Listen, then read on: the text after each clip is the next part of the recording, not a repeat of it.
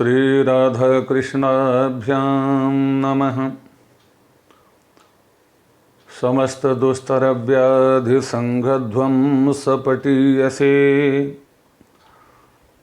अच्युतानंत गोविंद नाम्ने धाम्ने नमो नमः।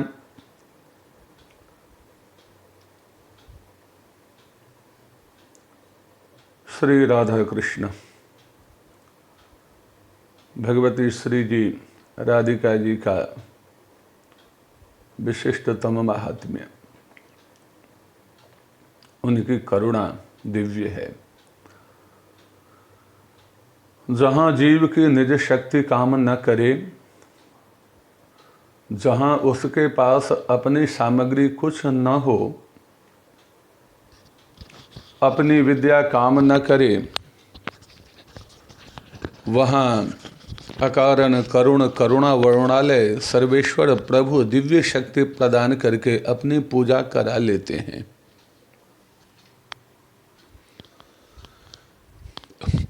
भगवत कृपा से ही सधने वाली ऐसी जो पूजा है, आराधना है, भक्ति है, प्रीति है, वह तो असल में भगवान का ही स्वरूप है। आनंद सिंधु का माधुर्य सार सर्वस्व स्वरूप ही है। आनंद सिंधु अलग है, माधुर्य सार सर्वस्व अलग है, ऐसा नहीं। आनंद सिंधु का माधुर्य सार सर्वस्व आत्मा ही है।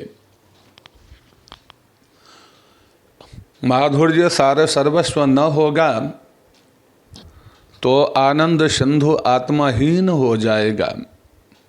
जब आत्मा ही नहीं, तब कहाँ का आनंद सिंधु।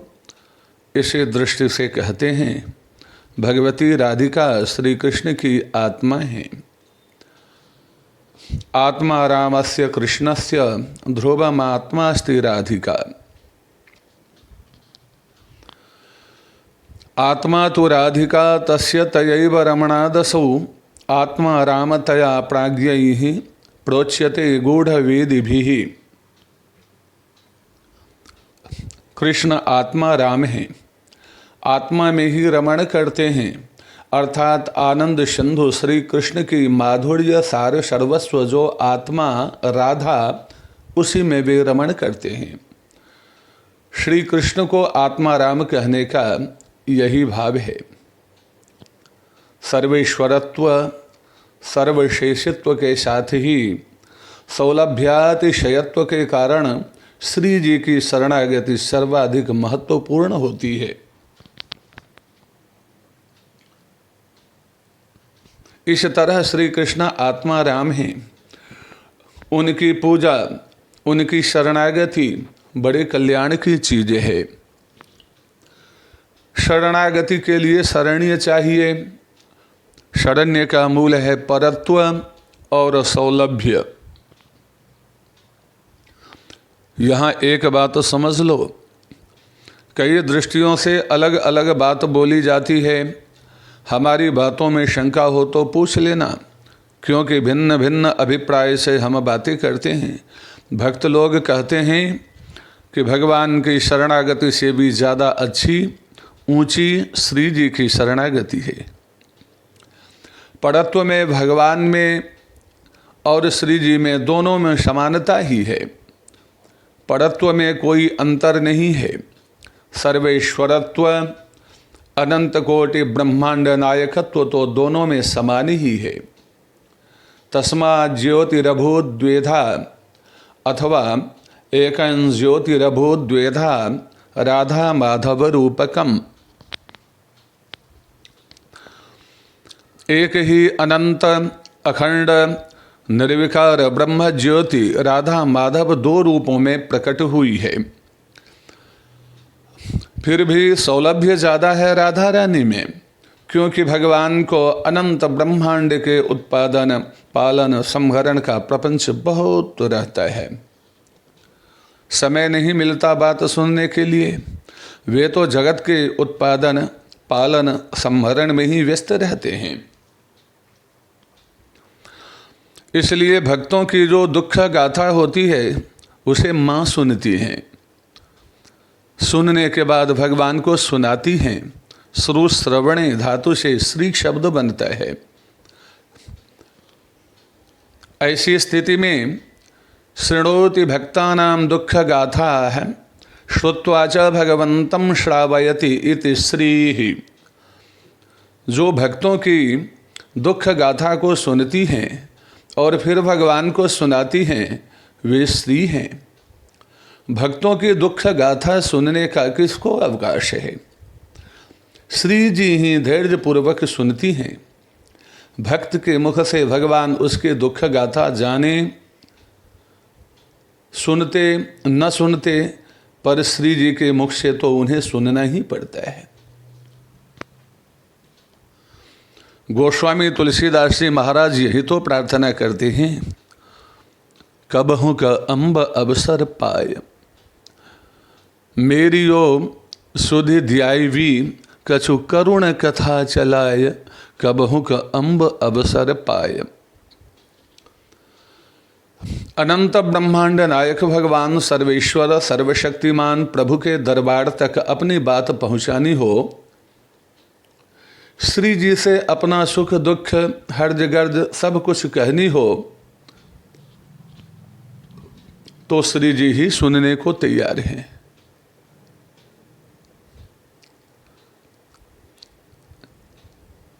विशेष छल कपट करोगे तो जगत पिता यह भी कहते हैं, मोहि कपट छल छिद्र न भावा। परंतु माँ का हृदय करुणा का सागर है। वे जगत पिता तक पहुँचने के लिए शिशु के सारे मल को विनष्ट करती हैं। इसलिए श्री रामानुज संप्रदाय में यह सिद्धांत माना गया है कि ऐश्वर्य की अधिष्ठात्री महाभगवती लक्ष्मी है। एक भूदेवी है और एक लीला, ये तीन शक्तियां हैं।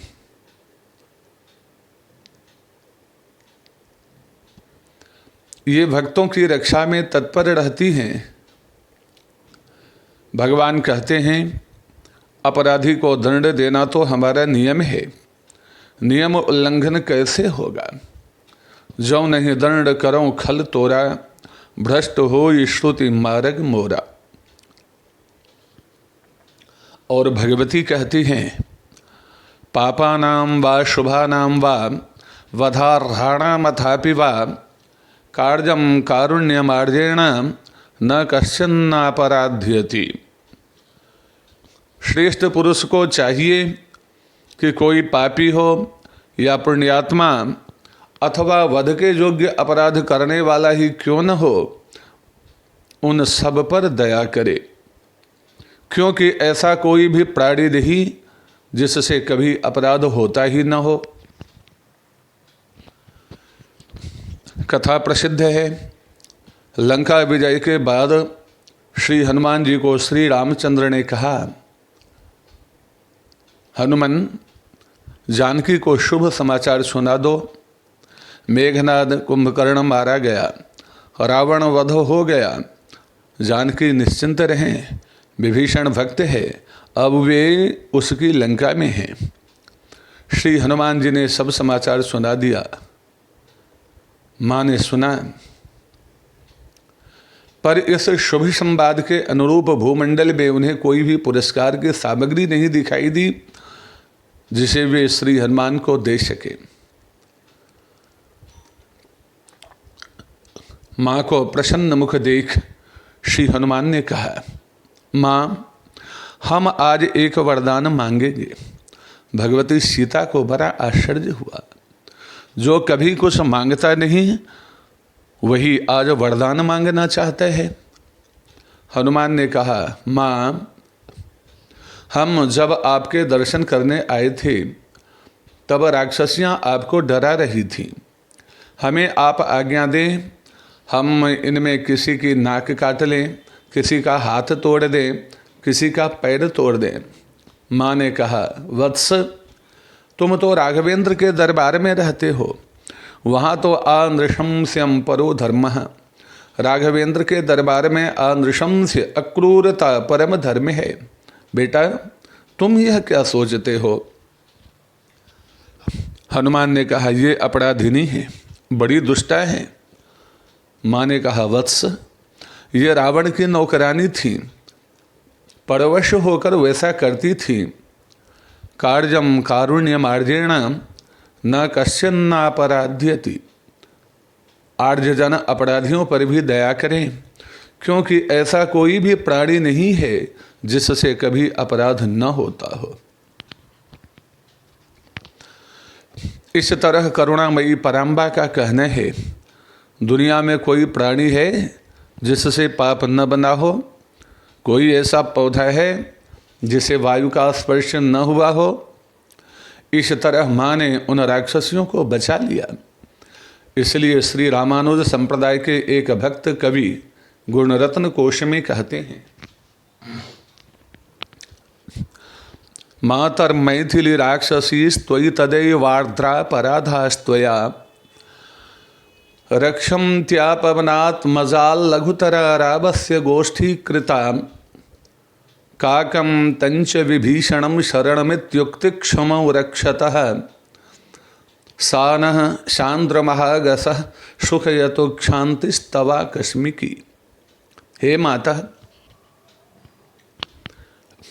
आपने ताजा अपराध करने वाली राक्षसियों की हनुमान जी से रक्षा करके श्री राम की गोष्ठी छोटी कर दी, गोष्ठी कनिष्ठी कृता। क्योंकि उन्होंने तो जयंत और विभीषण की रक्षा शरणागत होने पर की थी, परंतु आपने तो शरण होने की अपेक्षा बिना ही उनका रक्षण किया।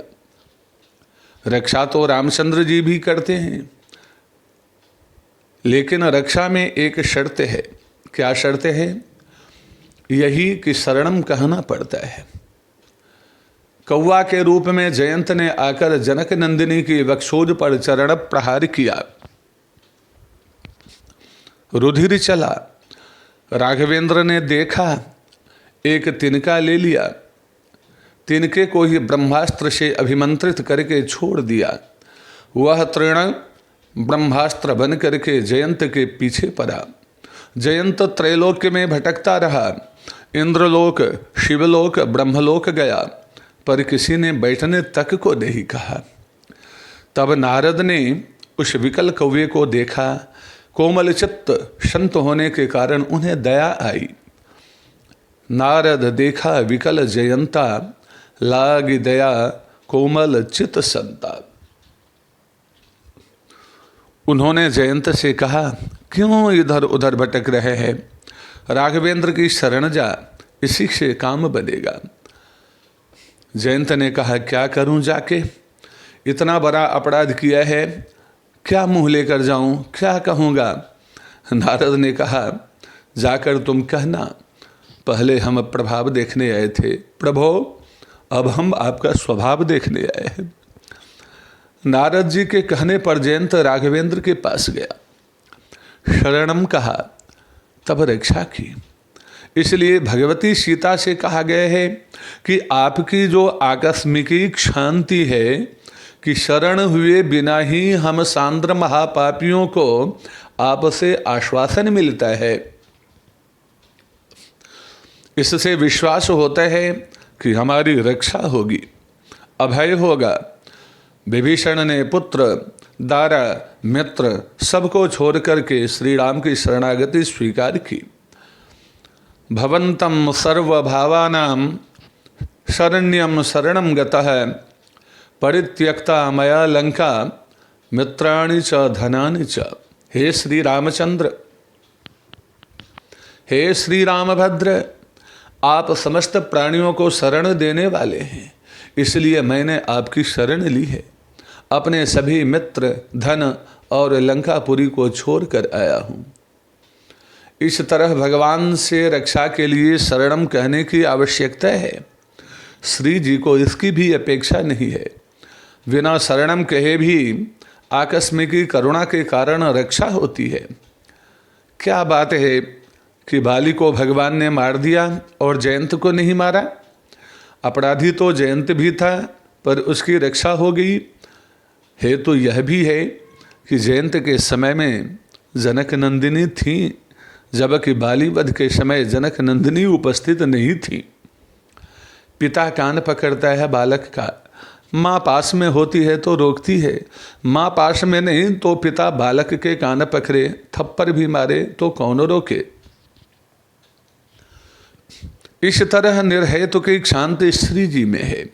सौलभ्य अधिक है, सर्वेश्वरत्व, सर्वोत्कृष्टत्व, परात्परत्व जैसे भगवान में है वैसे ही महालक्ष्मी भगवती में, लेकिन सौलभ्य सबसे अधिक है, सुलभता सबसे अधिक है। इसलिए परात्पर परब्रह्म भगवान की शरणागति ग्रहण करनी चाहिए, अथवा परब्रह्म रूपिणी भगवती जनक नंदिनी, सीता, वृषभानु नंदिनी, राधा, राजा राजेश्वरी, त्रिपुर सुंदरी, पराम्बा की शरणागति। भक्तों ने कहा जगदम्बा श्री जी की शरणागति ही अधिक लाभप्रद है। सर्वेश्वरत्व, सर्वकारणत्व, सर्वशेषत्व और वात्सल्यपूर्ण मातृत्व की दृष्टि से श्री जी की शरणागति ही सर्वश्रेष्ठ है। श्री रामानुज संप्रदाय वाले कहते हैं भूदेवी, श्रीदेवी और लीला शक्ति में लीला शक्ति बड़ी सुंदरी है। जैसी सुंदरी श्री राधा रानी। जब भगवान किसी जीव पर विशेष रुष्ट नाराज होते हैं तब वे अपनी सुंदरता का उपयोग कर भगवान को मोहित कर उस जीव की रक्षा करती हैं। वे हाव भाव कटाक्ष से यहाँ तक कि नीवी शिथिलीकरण से भी भगवान को मोहित करती हैं। जब भगवान कहते हैं कि कहो क्या करूं, तब वे कहती हैं बस इतना सा काम करो कि उस जीव को छोड़ दो, उस जीव को कुछ मत कहो। भगवान कहते हैं अच्छा अच्छा ठीक है। श्री राधा चरण कमलाश्रित रज में जोगेंद्र दुर्गम गति मधुसूदन के वशीकरण की अद्भुत अनंत शक्ति है। राधा सुधा निधिकार कहते हैं जो ब्रह्म रुद्र शुक नारद भीष्म मुख्यैरालक्षितो न सहसा पुरुषस्य तस्य सद्यो वशीकरण चूर्णमनंत शक्तिम तम राधिका चरण रेणु मनुस्मराबि। श्री राधा रानी का तो इससे भी ऊंचा चरित्र है। उनके चरणार विंद की रज तो सद्यो वशीकरण चूर्ण अनंत शक्ति मानी गई है। ब्रह्म रुद्र शनकादिक भीष्मादि नारदादि शुकादि बड़े बड़े योगेंद्र मुनीन्द्र अमलात्मा परमहंस प्यार से राग से नाना प्रकार के हाव भाव से बड़ा जोरदार प्रयास करते हैं भगवान को पाने के लिए, लेकिन भगवान उनकी शक्ति से साधना से नहीं मिलते। आलक्षितो न में आका अर्थ है ईशदपि, आलक्षितः अर्थात ईशदपि लक्षितः। ब्रह्म रुद्र शुकादि के प्रति भगवान का स्वरूप कथनचित मात्र ही लक्षित होता है, पूर्ण रूप से तो लक्षित होता ही नहीं। ऐसे जो पुरुष वे ही पूर्णतम पुरुषोत्तम हैं। पूर्णमनेन सर्वं कार्य जातम पुरुषयनाद्वा। जो हमारे आपके प्राणी मात्र के स्थूल सूक्ष्म कारण शरीर रूप पुरों में निवास करते हैं, श्री वृंदावन धाम में श्री जी की पुरी में निवास करते हैं, उन्हें भी श्री राधा रानी के पादारविंद की धूलि सद्य वश में कर लेती है। परम पुरुष पुरुषोत्तम मदन मोहन श्री कृष्ण चंद्र परमानंद को मोहित कर वश में करने के लिए श्री जी की लीला शक्ति के समान न तो सौंदर्य माधुर्य दिखाना पड़ते हैं, न हाव भाव ही प्रदर्शित करना पड़ते हैं, और न नीवी शिथिलीकरण ही। उनके पादार विंद की धूल में ही वह स्वाभाविक चमत्कृति है जिससे जोगेंद्र दुर्गम गति मधुसूदन भी मोहित होकर वशीभूत हो जाते हैं। जिस पर वह रज पड़ जाए उस पर प्रभु अनुकूल हो जाते हैं, प्रसन्न हो जाते हैं, उसके सभी अपराधों को क्षमा कर देते हैं। इस रज की महिमा ही अद्भुत है। इसके प्रभाव से प्रभु तत्काल सद्य वशीभूत हो जाते हैं। मंत्र तंत्र को साधने में महीनों लग जाएं, सालों लग जाएं, पर यहाँ तो सद्य अर्थात एकदम प्रभु को अनुकूल करने का सामर्थ्य है। तदवशो दारु यंत्रवत, जैसे दारु यंत्र यानी कठपुतली सूत्रधार की इच्छा के अनुसार नृत्य करती है, वैसे ही श्री राधा रानी की दिव्य मंगलमय चरणारविंद रज के प्रभाव से भक्त की इच्छा के अनुसार प्रभु हो जाते हैं। इसी दृष्टि से तो श्री कृष्णचंद्र की शरणागति से भी उत्कृष्ट राधा रानी की शरणागति है। उन श्री राधा रानी के चरणारविंद का रसास्वादन करना, चरणामृत का सेवन करना और चरणारविंद रज का चिंतन करना, मंगलमय स्वरूप का अनुसंधान करना श्री कृष्णचंद्र परमानंद को वशीभूत करने के अमोघ उपाय हैं। अतः राधा विहार विपिने रमता मनोमय के भाव में रहना चाहिए और अपनी संपूर्ण चातुरी का, लोक चातुरी का परित्याग कर स्वयं को श्री जी में समर्पित कर देना चाहिए, श्री नाथ में समर्पित कर देना चाहिए। बुद्धिर विकुंठिता नाथ समाप्ता मम युक्तयः नान्यत् किंचिद विदादाबि त्वमेव शरणं मम। बुद्धिर विकुंठिता राधे समाप्ता मम युक्तयः नान्यत् किंचिद विजानामि त्वमेव शरणं मम, त्वमेव शरणं मम, त्वमेव शरणं मम।